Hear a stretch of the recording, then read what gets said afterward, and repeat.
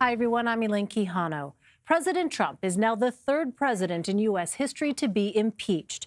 The House voted Wednesday along party lines on 2 articles of impeachment.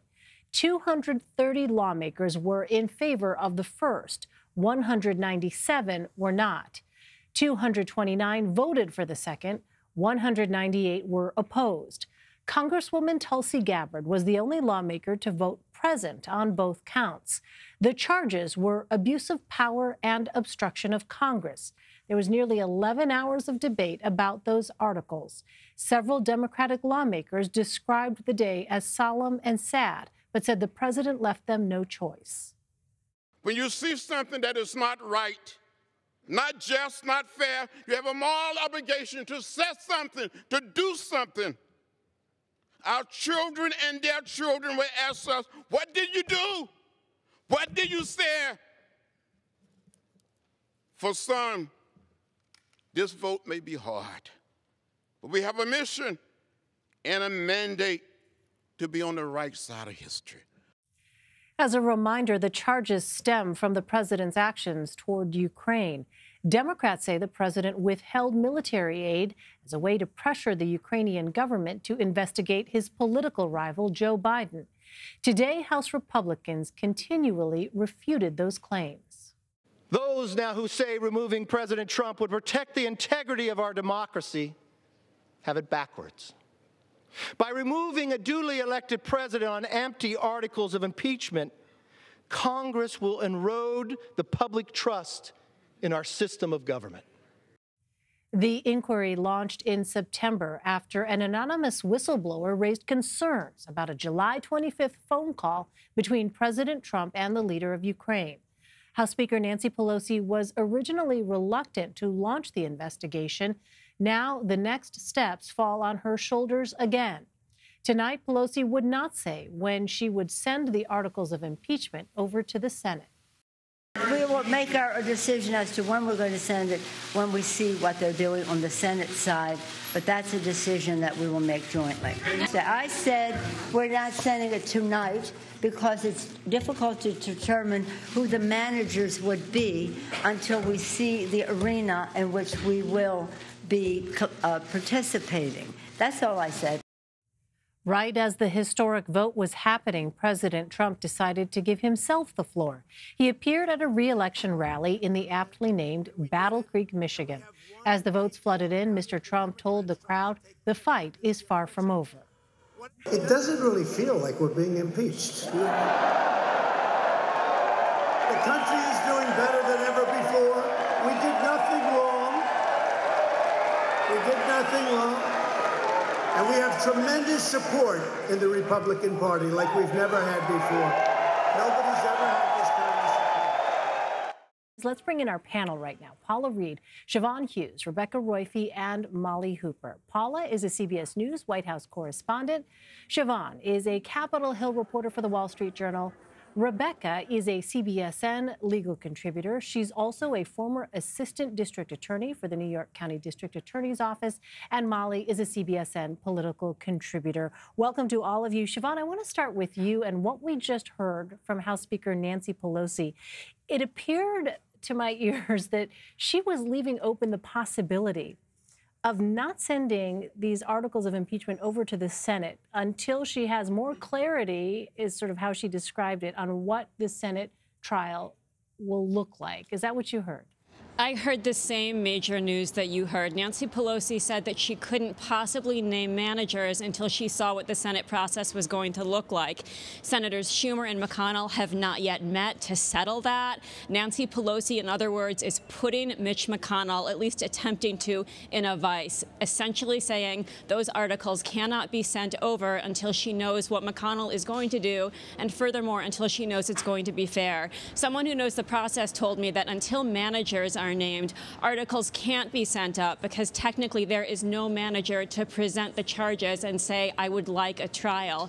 So to me, I heard what you heard. That is a full hold right now. I mean, you know, Molly, is the reality, though, the clock is ticking. these members were supposed to go home. And you and I were talking earlier in the evening about how the USMCA trade deal is going to be a bit of business that these lawmakers, Democrats and Republicans, were looking forward to bringing back to their home district as evidence that the business of Congress was still moving forward even as impeachment was happening. Well, that's right. And Siobhan may be able to speak to this a little bit better, but from what I understand, Mitch McConnell has said he's not going to vote on the trade deal until after the Senate holds its impeachment trial, which essentially puts that vice right back on Nancy Pelosi, because it's those 31 districts, right, that Trump held. Those districts, those Democrats, they need that trade deal for their workers, their farmers, and it was something, again, like you said, Elaine, and as I've heard from Republican and Democratic lawmakers, it was a win that they could take home to their district to say, okay, we did the impeachment, but look what else we accomplished. We were able to fund the government, national defense authorization, and this big trade deal. Yeah. So, I mean, Siobhan, I just want to go back to you again. What's your understanding? Because now it sounds as though there's a bit of counter leverage here on the part of, for Mitch McConnell, as he sees this now happening with the speaker. There was this trade deal that was supposed to be voted on and, again, be something, as Molly has pointed out, that was something tangible, a piece of legislation, a done deal that these lawmakers, Democrats and Republicans, would be able to bring back and point to as a measure of success and accomplishment.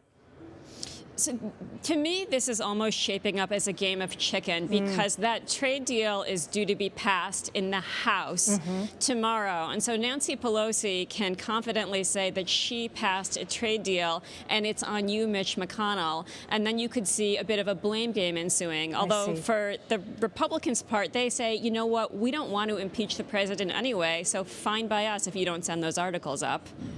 Interesting. All right. So, and the other thing is that, according to this rule, remember we were talking about the rules that set debate, the parameters of debate for the House floor.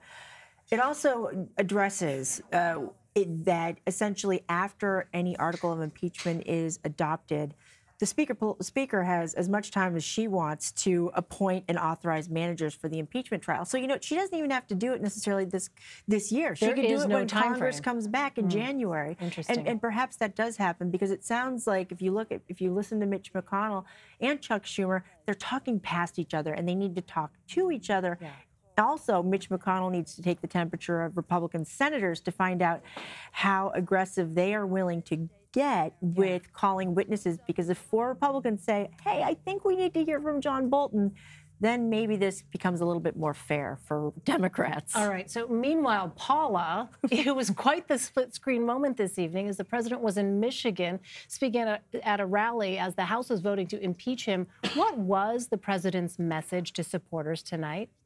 Well, Elaine, he told the crowd it certainly doesn't feel like impeachment, and he touted his economic record and the party unity. From the beginning of this process, Elaine, we've heard the president call for his party to rally around him, and I've spoken with a top White House official who tells me they're quite pleased with the support that they've seen on the Hill, especially ahead of this likely Senate trial. But the president sort of shifted the attention at this rally forward, looking at 2020, reminding his supporters that, of course, he is facing re-election. We've heard him attack many of his Democratic rivals, Mayor Pete Buttigieg, Senator Elizabeth Warren, and the president has, at least once, acknowledged this historic vote, that he has now become the 3rd U.S. president to be impeached by the House of Representatives. But he's trying to tell this audience, convince them that this is all just a sham. This is an effort to invalidate their votes. And he's trying to channel all this energy looking ahead to November 2020. They're trying to use this impeachment to motivate voters. So, Rebecca, let's take a moment to look at what actually happened today, the start of which seemed oh so long ago. Yeah. But let's talk about the actual charges against President Trump. So Democrats decided not to include an article about bribery, despite saying repeatedly that that's what he committed. So Republicans seized on that today. Let's go ahead and listen to Republican Congressman Doug Collins. Remember quid pro quo? Didn't work out real well for him because that was supposedly had pressure on Mr. Zelensky. You know, in fact, it didn't work out so well. You had to go poll test it. The majority didn't work out because focus groups didn't like it. So what do? We throw it in here, a bribe. Ooh, it's all in their report. But if they had a bribe or if they actually had a crime, it'd be in the articles. Guess what? He doesn't have it. He can't put it in there. This is all fluff and circumstance because they can't get to the president, and that's what's killing them. So, Rebecca, remind us why these two articles, abuse of power and obstruction of Congress, were the arguments that Democrats chose to make at the end of the day. Right. I mean, I think, what prosecutors learn is that you want to keep it simple. The charges ought to be as simple as you can make it so that your story can be as comprehensive, complete, and understandable to the American public or the jury if you're a prosecutor. And so here, I think they chose it, one, because they could make a clear, simple argument about what the president did and not wade into the complexity of the U.S. criminal code, which is vast. And so they were trying to avoid that argument. Of course, they opened themselves up to what, Collins' critique, which is if there was a quid pro quo, if there was bribery, why didn't you charge it? But the facts are all in there. It's just that they didn't want to have to start getting into that statutory language. And also, just if I could weigh in, when Bill Clinton was impeached, the Republicans put forward 4 articles of impeachment. 2 of those articles failed on the House floor. And from what I understand, the speaker was like, we don't need that.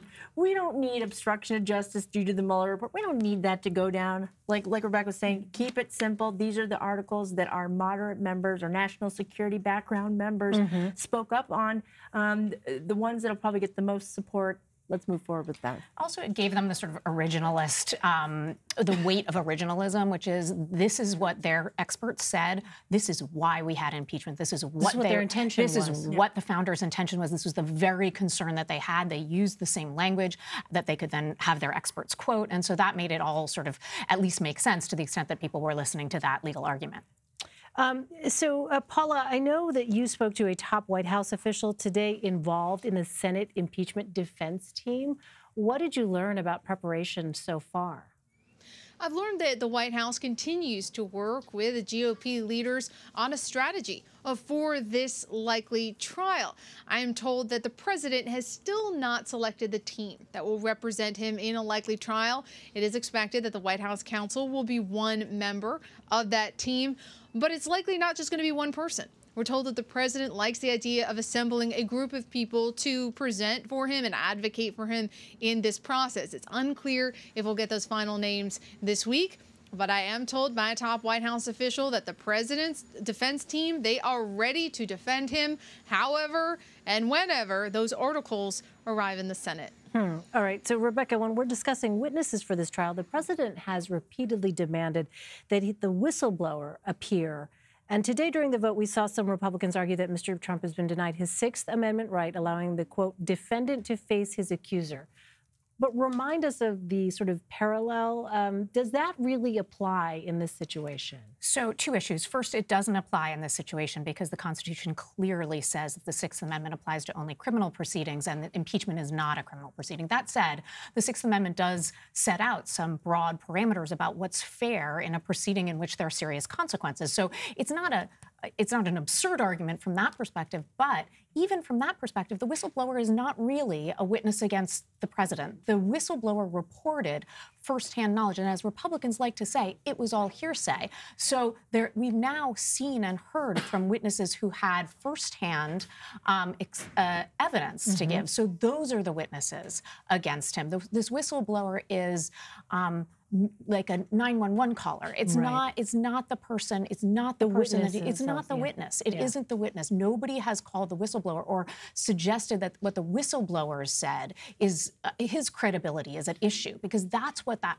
whole provision is about. We shouldn't allow somebody to accuse somebody of something if their credibility can't be tested. But this is not the accuser anymore. We now have others. Transcript, right? We have transcript. We have more direct evidence of the accusations. He was just reporting accusations that others had made. And as insofar as those others were willing to testify, they have testified. Right, because the idea being that, you know, facing an accuser, he was not the accuser. It was the people who have testified that we've heard from, as you said, who had the direct knowledge. All right, so Siobhan, in a response to a question by CBS News today, Secretary of State Mike Pompeo said he would participate in a Senate trial if required by law. Is that likely, and what type of information could he provide? So the as required by law piece is interesting to me because that echoes the defense that people like John Bolton have used when they have said they will testify if a court orders them to. And court processes take a long time, and so that's possible wiggle room for him.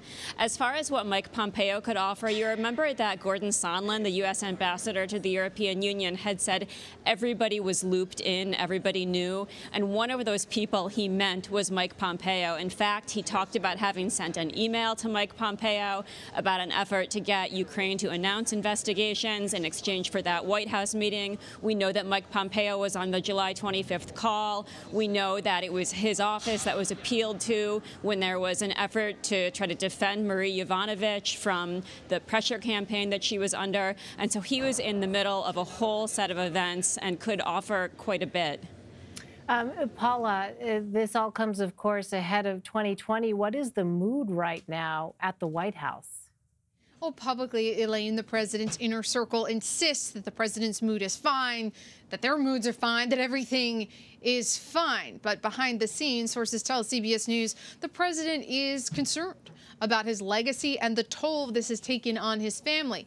In his letter yesterday protesting impeachment, the letter he sent to the House Speaker Nancy Pelosi, he specifically mentioned this. He called her out, accusing her of not realizing the great damage that she had caused his, quote, loving family. So no matter how the White House tries to spin this, Elaine, it's clear.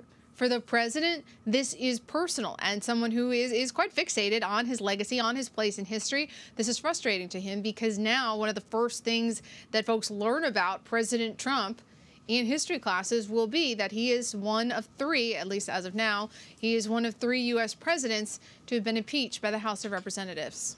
All right, Paula Reid, Siobhan Hughes, Rebecca Roiphe, and Molly Hooper, thank you all very much.